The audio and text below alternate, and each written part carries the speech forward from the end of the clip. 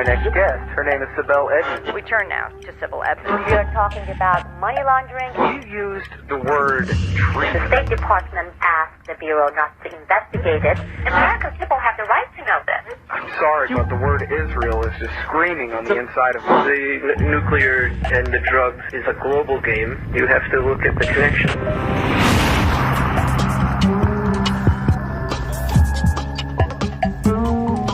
Sybil Edmonds, born to a Turkish family in Iran, spent 6 months as a translator for the FBI. It put her at the heart of a major intelligence scandal.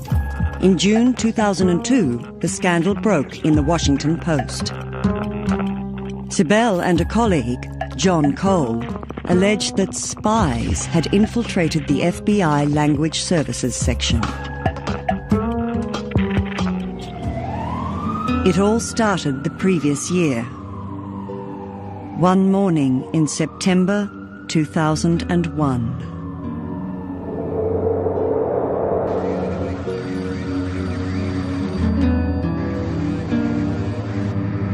I never planned to be a language specialist. This was not what I was planning.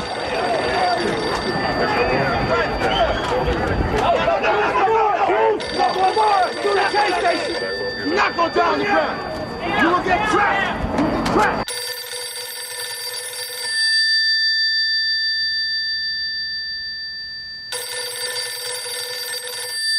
4 days after September 11, I got this phone call and they said they really needed my services and they had completed the background check and when could I start? There were all these documents, there were all these audio tapes that needed to be translated. There were all these people who had been detained and they needed to interrogate them and most of these people didn't speak English. Our first effort is to identify any associates related to the hijackers. Victory will come over time. Agents responded immediately. And at that point, the chaos of that time period with September 11, and it was, how could you say no?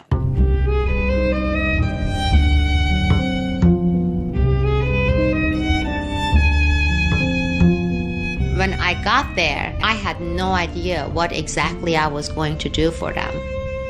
See, this department, this language division in the FBI, is considered the highest security unit in the FBI. Sybil Edmonds lived in Istanbul and Tehran to the age of 18.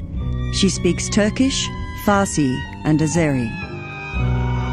The FBI recruited her to translate wiretaps in Turkish that it had recorded inside the United States. The targets were suspected of espionage or of having links with terrorist organizations. By December 2001, Sybil had been working at the FBI for 2 months. Then, one Sunday morning, she and her husband Matthew got a call that would turn their lives upside down. Sybil had been working for the FBI about 2 months after the 9/11 occurrence, and one Sunday morning we received a call. One of the other translators in the department where she worked in the FBI called up and said that she would like to come over and introduce her husband to us. We had never met her husband. My wife, of course, had met the other translator. Her name is Melek Jan Dickerson. Her husband's name was Douglas Dickerson. I was seated here. Sybil was seated beside me. Melek Dickerson was seated in his chair here, and Douglas Dickerson was seated over here. The husband did most of the talking. And he started out right away giving a background, telling us who he was. He had worked for the Air Force both in Turkey and in some of the Central Asian republics. He described how they had met in Turkey, the fact that he had been in Turkey, the fact that he was in the arms procurement business. He worked for the government. Liaison with various countries in the region, doing weapons procurement. But fairly rapidly, he started to describe the fact that he had friends in the Turkish community. He wanted to know whether or not we knew about some of the Turkish organizations. And I said that, well, I thought you need to have some sort of business relationship with Turkey or a reason to be a member of that organization. He at that point said, "You, Sibel, all you have to do is tell them who you are and what you do, and you can be a member of that organization, and then you can retire with a very good life."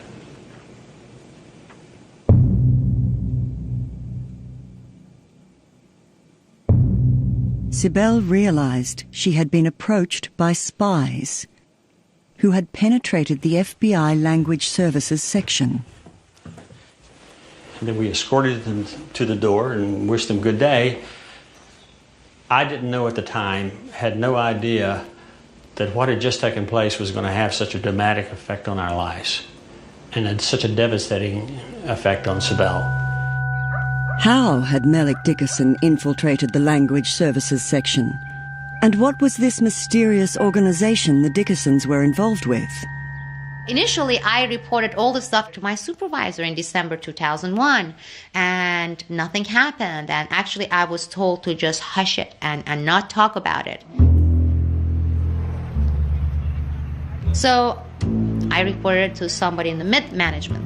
And then this retaliation started. You know, they were taking away my job assignments, and I would go on my computer, and I had real urgent documents that were requested by certain agents from certain field offices, and I couldn't bring them up on my computer.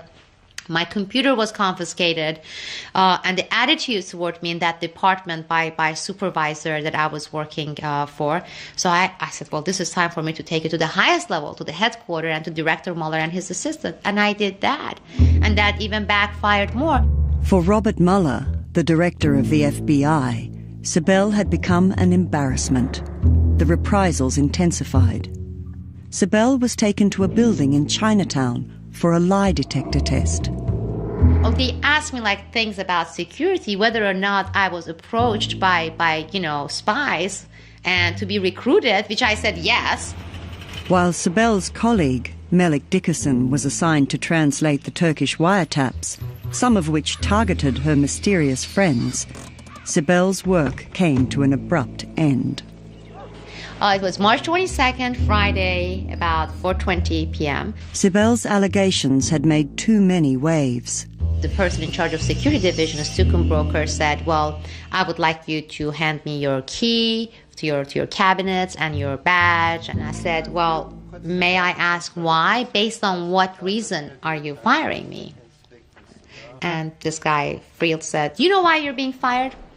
You're being fired because you reported these issues and you reported them to the headquarters, and we don't have to give you a darn reason why you're being fired. And at this point, he got up and he's like, now you're going to be escorted outside the building. At this point, 3 of them, they are escorting me downstairs. And on the way down, Thomas Friel told me, he said, we will be watching you, we will be listening to you. You cannot talk about any of these issues that you reported outside. You don't even have a right to go to any attorney. Sibel was out of the FBI. But now everyone in the language division was talking about the Dickersons. The time had come for them to disappear. Douglas and Melick Dickerson flew to Europe, never to return. Disowned by the FBI, Sibel decided to turn to Congress. She arranged a meeting with Senators Patrick Leahy and Charles Grassley. They started talking about whistleblower protection and how I would be covered. And I said, just wait a minute. I am not a whistleblower. I'm not blowing the whistle. And they said, no, you are a whistleblower. And I said, no, I'm not a whistleblower. It took me months and months until I just kind of resigned. I said, fine, I'm a whistleblower. Sibel didn't stop there. She filed 2 claims, one for unfair dismissal and the other for breach of freedom of speech. The Department of Justice had no choice but to start an internal inquiry. Months went by. Seeing that the inquiry was leading nowhere and that Congress had failed to act, Sibel turned to the media. We had wiretaps that were translated. Where do you think the truth lies? And that's what the American people need to learn about. I'm talking about those people who make decisions not to act on certain translations, certain intelligence pieces before 9/11 and after 9/11. They haven't mentioned anybody who actually is connected to Al-Qaeda in mid or higher level. And it's just Kafkaesque. Sibel had gone too far for her former bosses. The FBI director handed the case over to the then Attorney General, John Ashcroft. Ashcroft's reaction was extreme. On October 18, 2002, my 10th wedding anniversary, I was informed that the Attorney General, John Ashcroft, had invoked this rarely invoked privilege called the state secret privilege.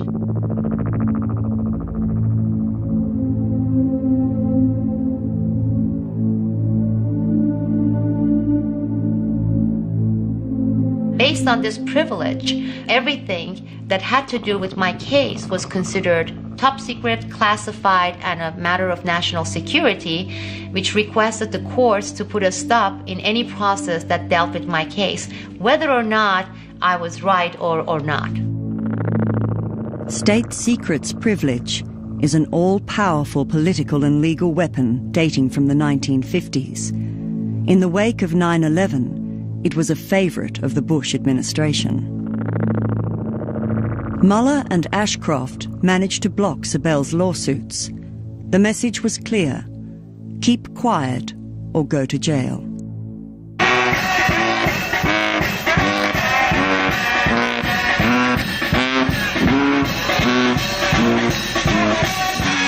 Gagged in the name of national security, Sibel said no more for 2 years.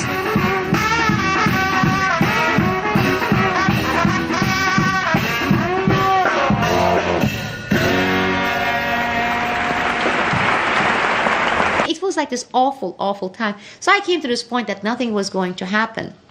And during this time, they had just finished establishing the 9/11 Commission.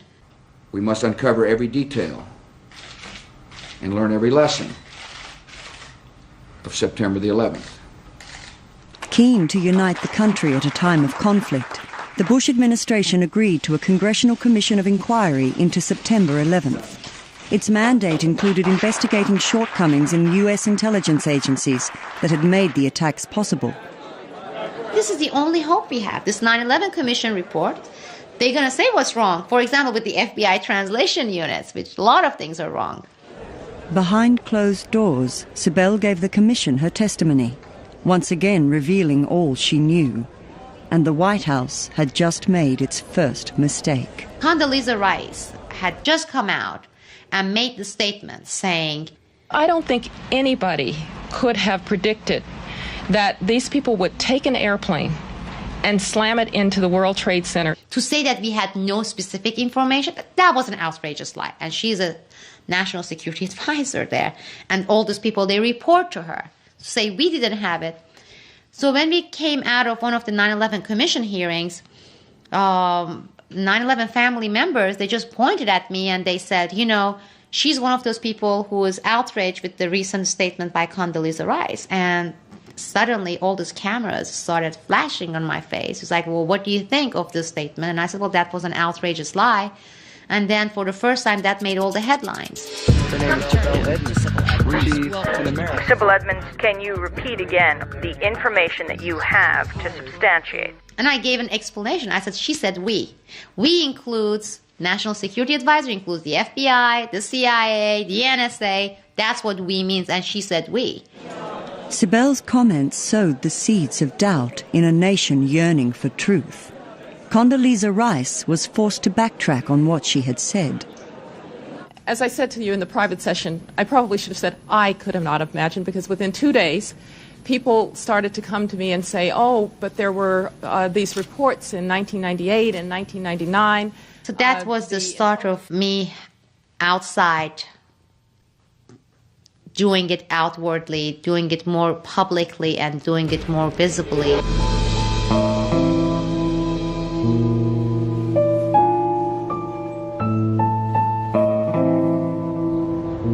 On the 24th of July, 2004, the 9/11 Commission released its report.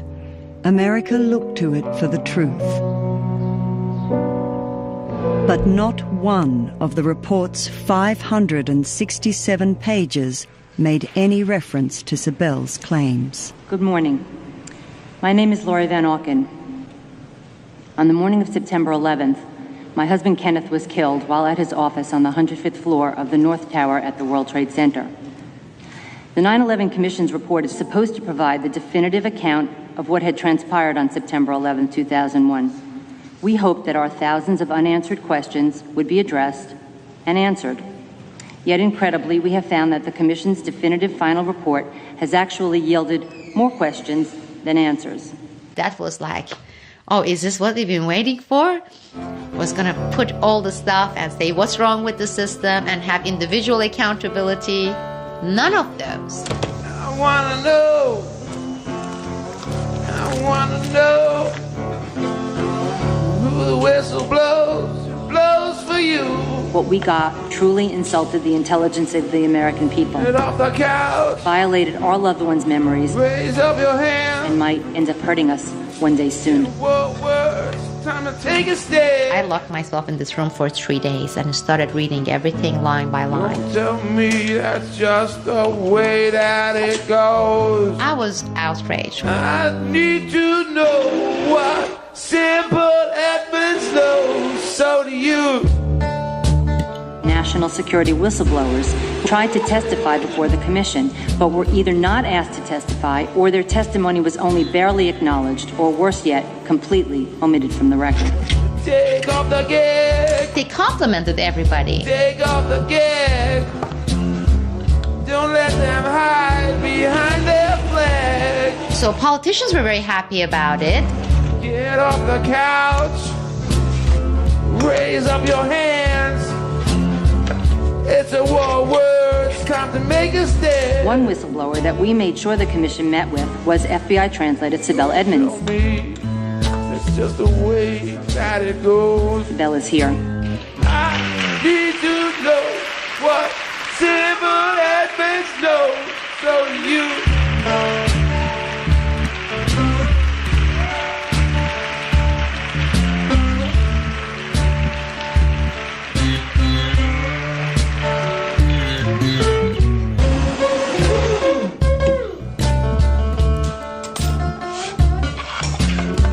This is just the biggest whitewash, and this is not what they promised they were going to give the American public. There were 3 holes that I could see in this work of fiction.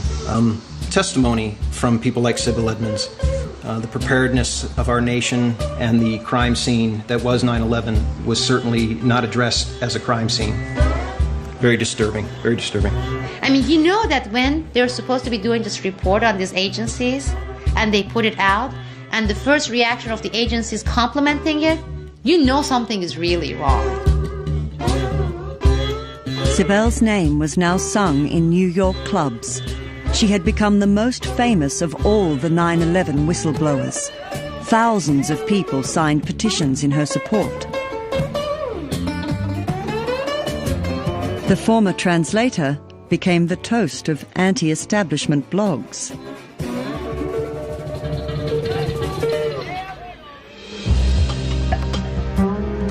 Supported by the Vietnam-era whistleblower Daniel Ellsberg, Sibel called upon disaffected intelligence agents to join her.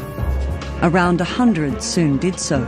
Many of them had been tracking Islamist terrorists before September 11th, but had since been reassigned to the red herring of Iraq.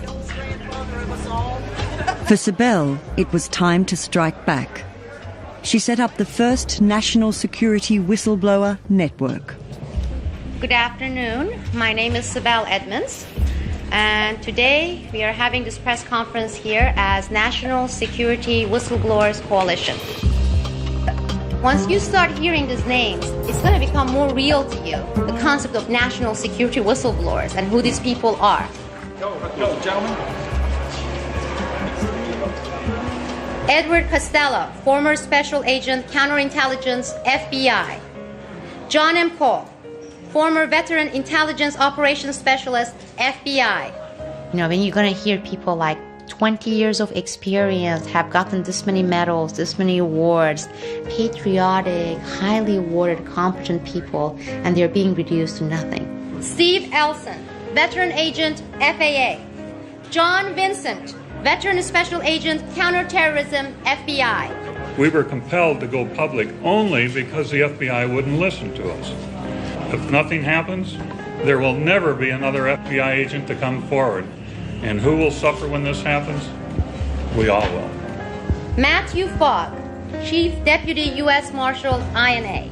Until Congress takes a proactive role to make sure that if anything happens to you, that it will be brought to front. That's what this whistleblower network is about. It's saying enough is enough. Thank you very much. Senators have tremendous power. They can say, we are going to have an open public hearing. We bring in Sibel Edmonds, we bring in those people involved, we put them under oath during the public hearings, and we have them testify. Dan Ellsberg, former Special Assistant to the Assistant Secretary of Defense, DOD.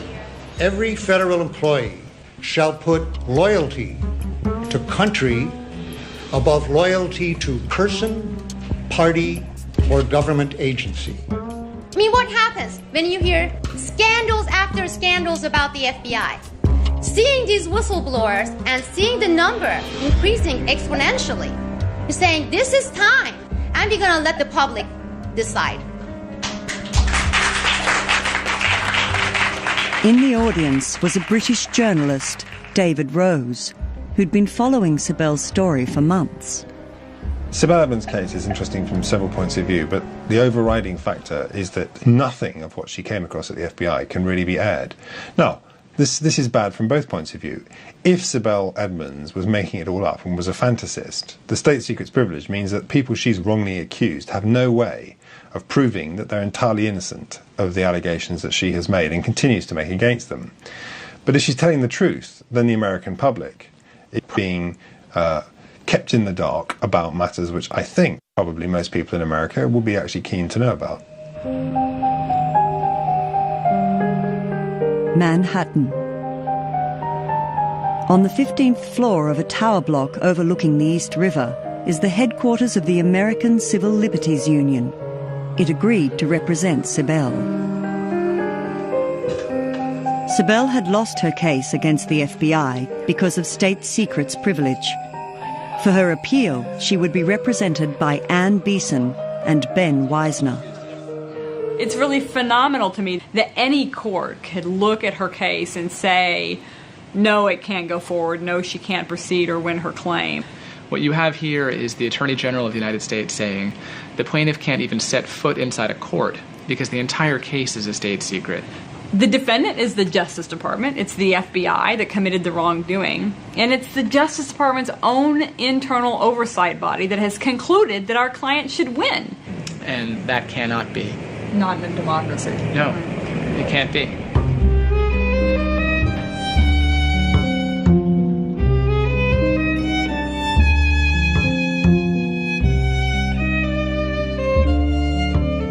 In January 2005, Sibel and her lawyers won partial declassification of the Justice Department's internal report into her case. The report partially endorsed her claims. While it did not disclose the content of the FBI's wiretaps, for Sibel it still represented a victory. It upheld her credibility. Ann Beeson and Ben Wisner prepared Sibel for her appeal. A very exciting week next week. Are you prepared? It's like countdown. Oh. Also in 2005, Sibel's name was mentioned for the first time in a book. Paul Sperry, a journalist, had investigated Islamist networks in the United States. He took a new look at Sibel's case.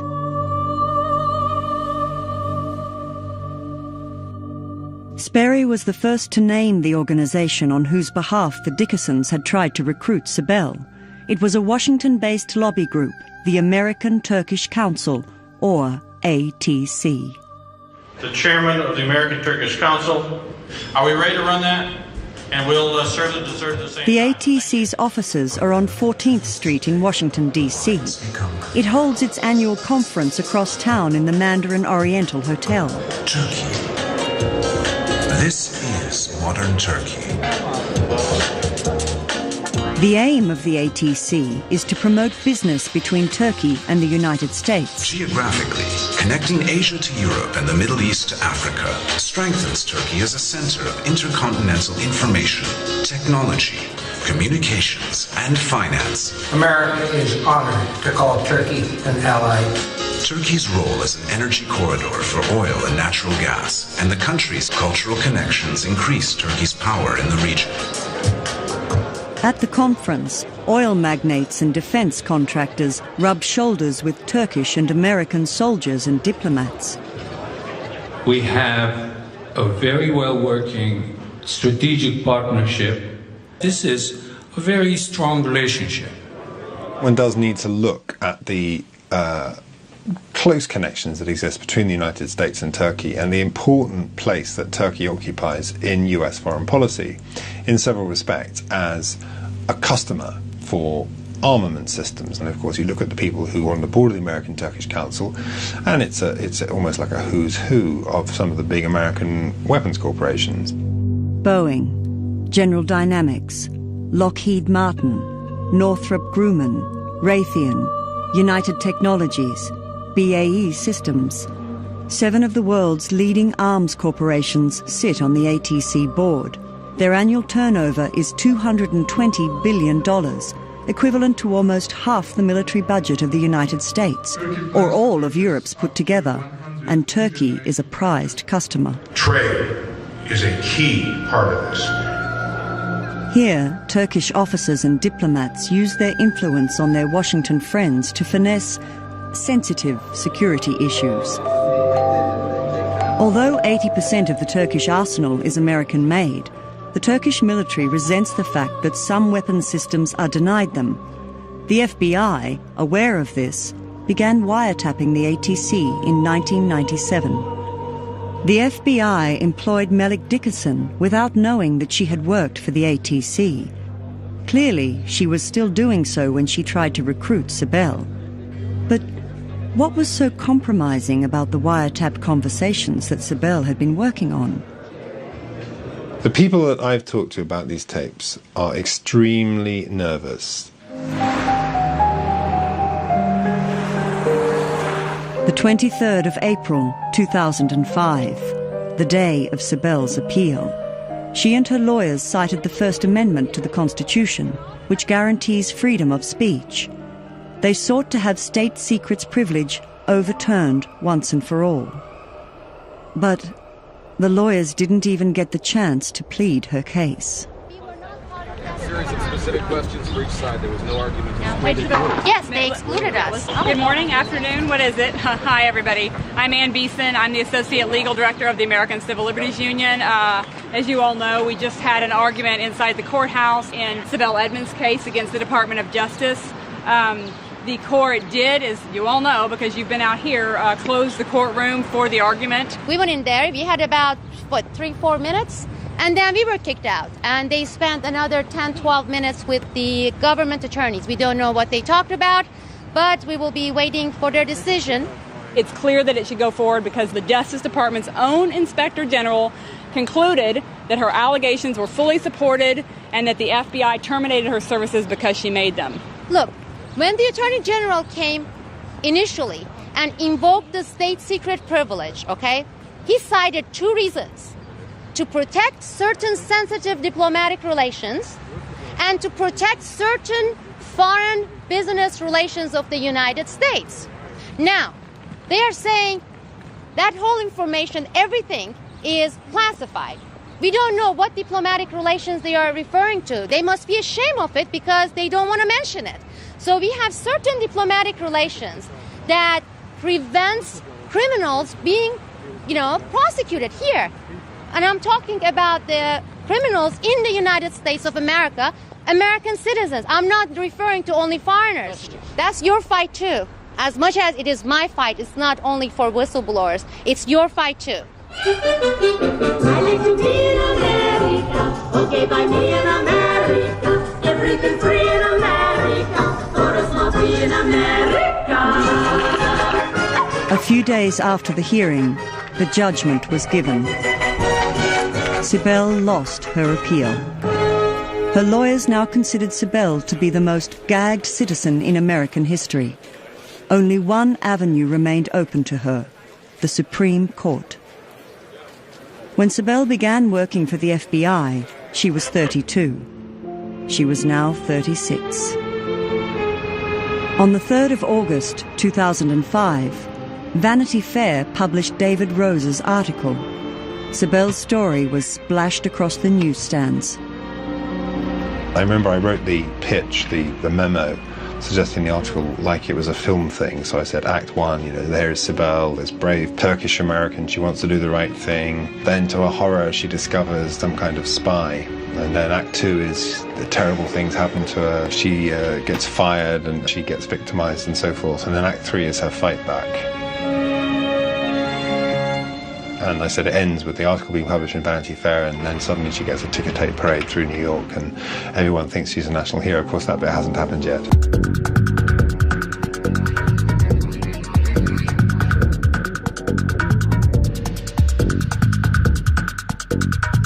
What Sibel told congressional investigators was that there had been investigations into Turkish targets. Some of these Turkish targets were supposed to be government officials, diplomats working in the embassy or in the consulate in Chicago, and some were non-governmental officials working for the ATC, the American Turkish Council. Of the TAIC ATC Annual Conference on U.S.-Turkish Relations. As far as I am concerned, the article is replete with knowable lies, and a responsible journalist would not have run with it. It says, but the wiretaps suggested to Sibel Edmonds that the Washington office of the ATC was being used as a front for criminal activity, and that we would deny in the absolute strongest possible terms. But there was a bigger bombshell than that.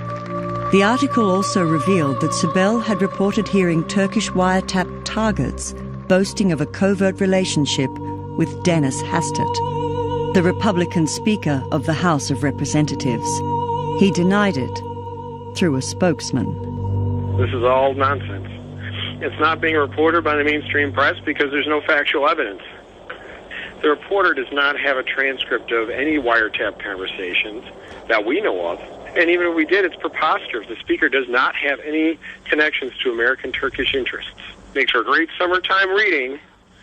And the next thing the magazine will do is blame the speaker for the Jennifer Aniston-Brad Pitt breakup. In a country rocked by intelligence scandals ever since September 11th, the revelations in Vanity Fair didn't cause much of a stir. Sibel went on waiting for the Supreme Court decision. This article only deals with two angles of much more. I'm not the only one who knows about this. Too many people know about this. The fraudulent 9/11 commissioners, every single one of them knows about my case and the details and the names and all the specifics. Several people within the United States Congress do know. Everybody in the FBI involved, they know. Everyone in Department of Justice, they know.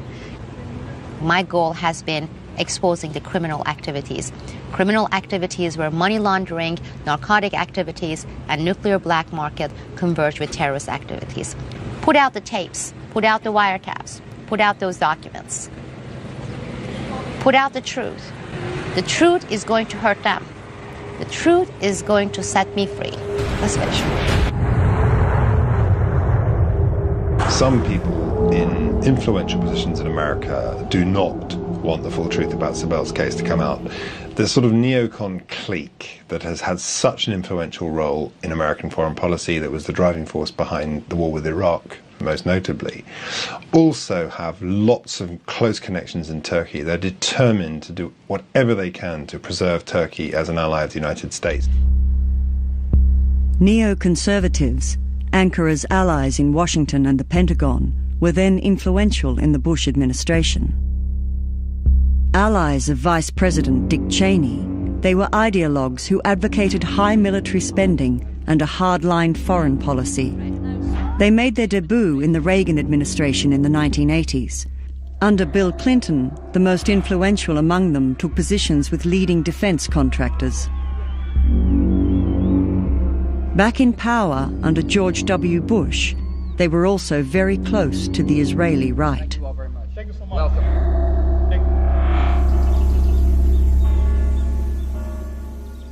7,000 kilometers from Washington, another man has inside information. Ex-CIA officer Philip Giraldi, formerly based in Turkey, is retired and living in Tuscany. He has a disturbing take on the case of Sibel Edmonds. Around about a year ago, I realized that I understood what the full story was and what she was trying to say, although she couldn't do it publicly because of the gag order. For me, the full story was to follow the money on this. Giraldi wrote a column about Sibel's case in the American Conservative magazine. He reviewed the activities of the American Turkish Council and other Turkish and Israeli lobby groups, their financial links with the Turkish authorities, and their links with what he called the military-industrial complex neocon network. Turkey is interested in being able to purchase embargo technologies and that sort of thing that you'd like to get. And knowing the players in the game from my time in the Central Intelligence Agency, I assumed that the Turks and the Israelis and these people, most of whom came out of the Department of Defense, would have been dealing in weapons. In recruiting Israel's top supporters in the United States, the Turkish generals knew what they were doing. Over 10 years, Turkey received more than $12 billion worth of military assistance from the US. A grateful Ankara opened its airspace to Israel. The Anatolian Plateau, bordering both Syria and Iran, was a godsend for Israel. By the mid-90s, the triangle of the United States, Israel and Turkey had entered its golden age. Giraldi identifies two figures of the neoconservative right as typical of the American allies of Turkey and Israel.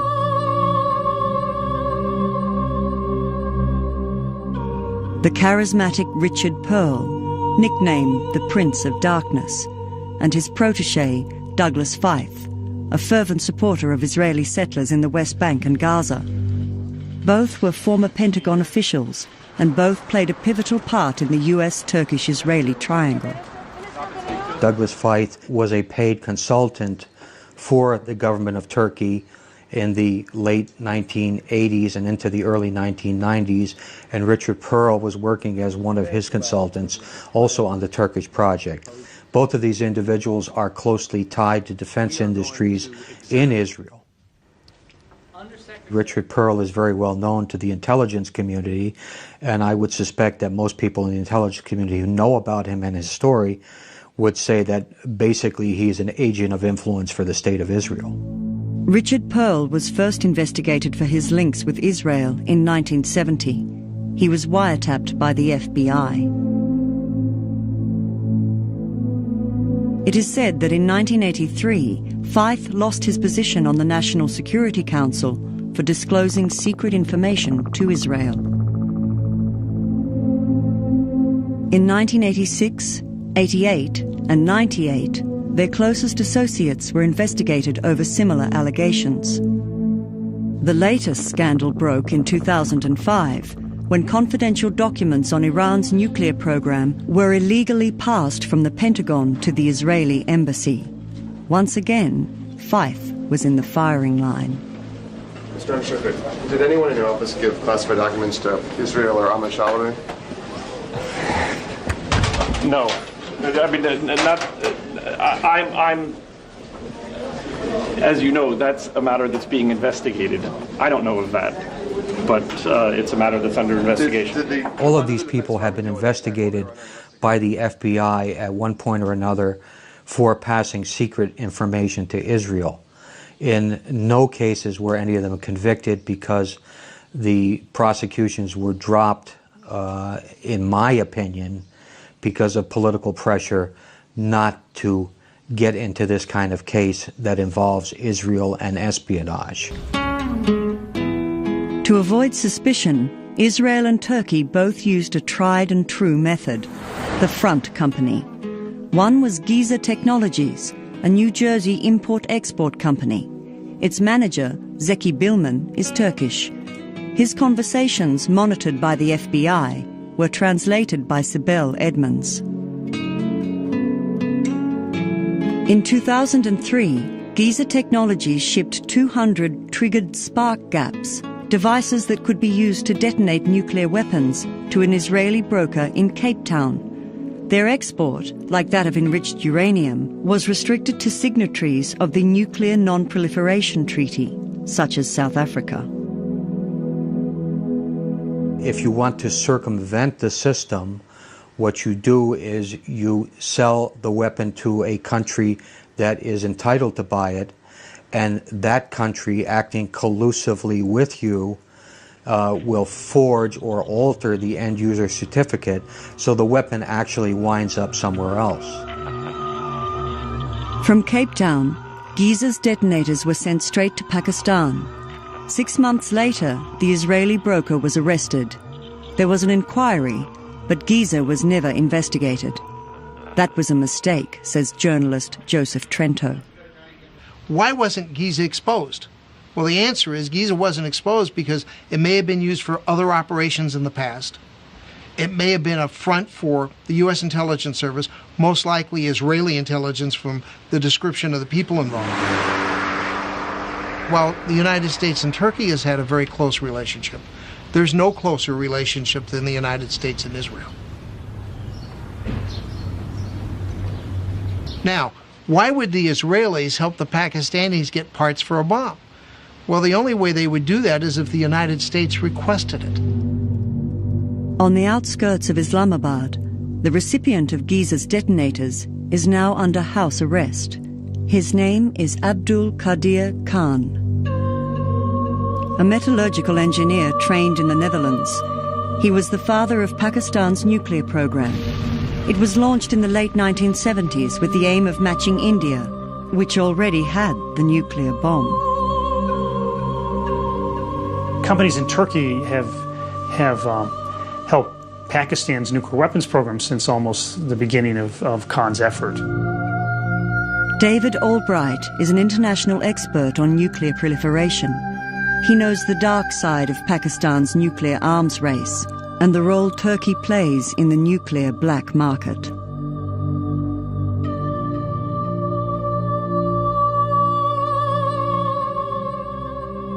Turkey's a NATO member, it's close to Europe. There are many exports to Turkey that receive very little scrutiny, and yet those exports were then transferred on to Pakistan. And so, and one of the things that has been very frustrating is that the United States government knew about these kinds of antics early on. In 1998, Pakistan carried out its first nuclear test. Abdul Qadir Khan became a national hero as the father of the Pakistani bomb. Or, as fundamentalists called it, the Islamic bomb. It's quid pro quo. Remember, the goal in the 1980s was to defeat the Soviet Union and use Pakistan as an aid to Afghanistan in making that happen. And the Reagan administration gave Pakistan anything it wanted.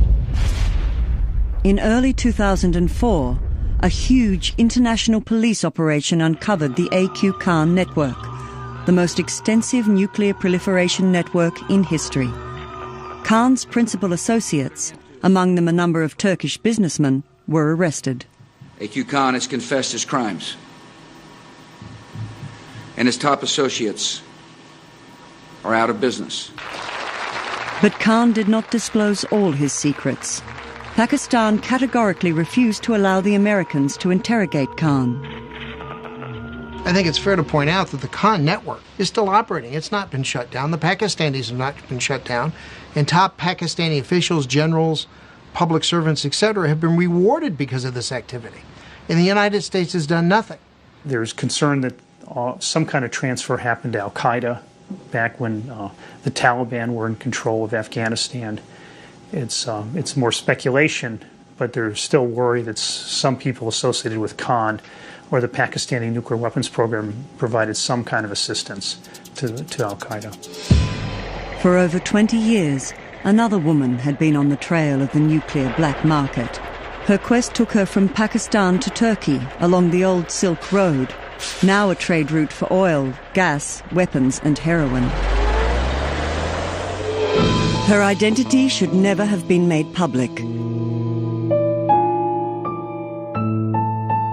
But in July 2003, leaks from the White House led to the publication of her name and of the organization she worked for. Her name's husband, Ambassador Joseph Wilson, who had queried George W. Bush's claims about weapons of mass destruction in Iraq. The name of the company Valerie Plame used as a front was also disclosed.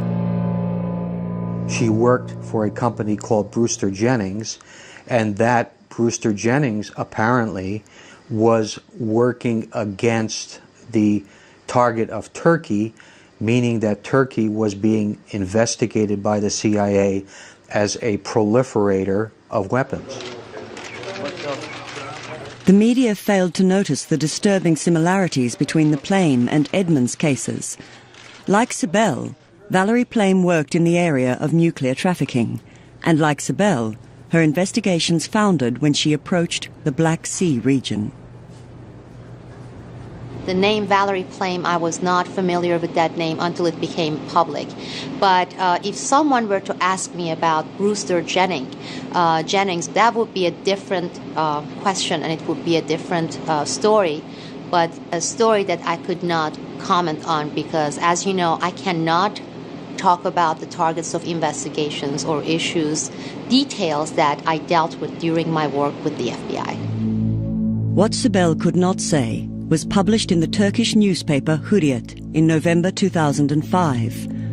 One of Valerie Plame's and Brewster Jennings' targets was the American-Turkish Council.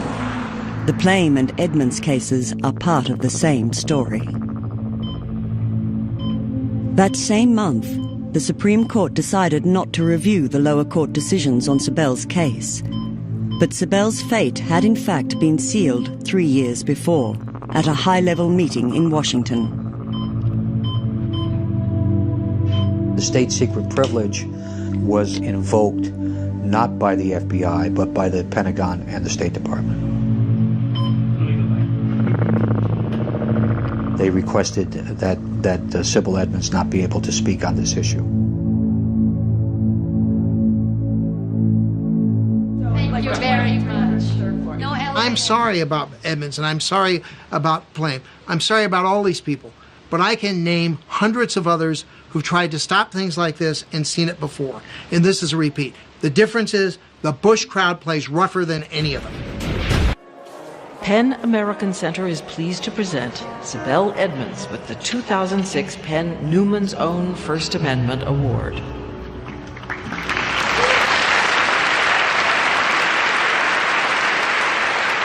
Sibel may have lost her fight against the United States government.